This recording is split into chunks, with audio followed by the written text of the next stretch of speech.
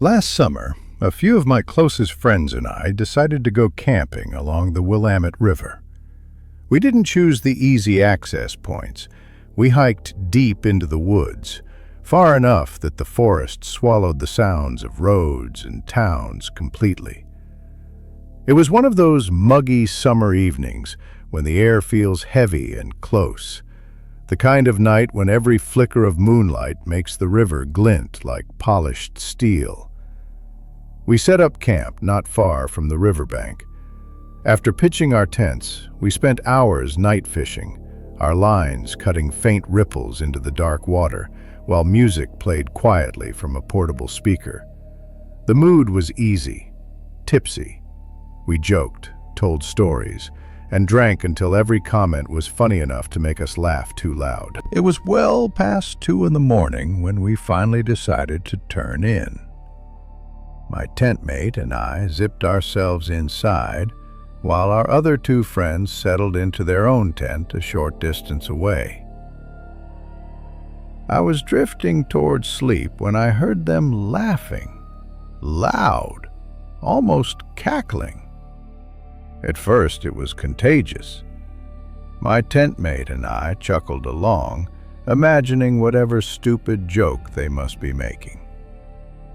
But the laughter didn't fade.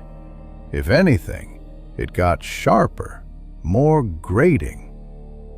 Finally, we shouted for them to shut up.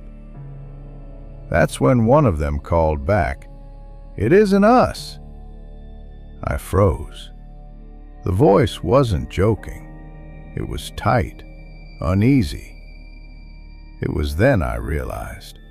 The laughter didn't sound like either of my friends. It was a single voice, male, somewhere in the woods.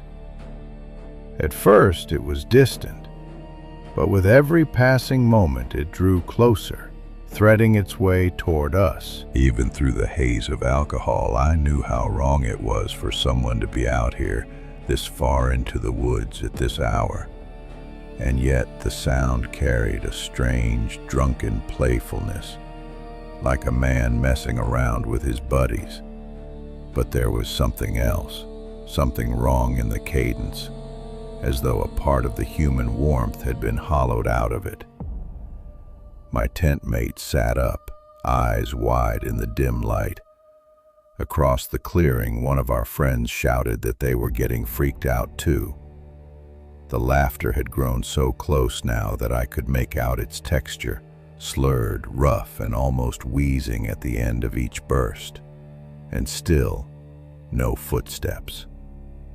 That detail wouldn't seem important to anyone who hadn't been there, but it was impossible to move through this dense underbrush without making a sound.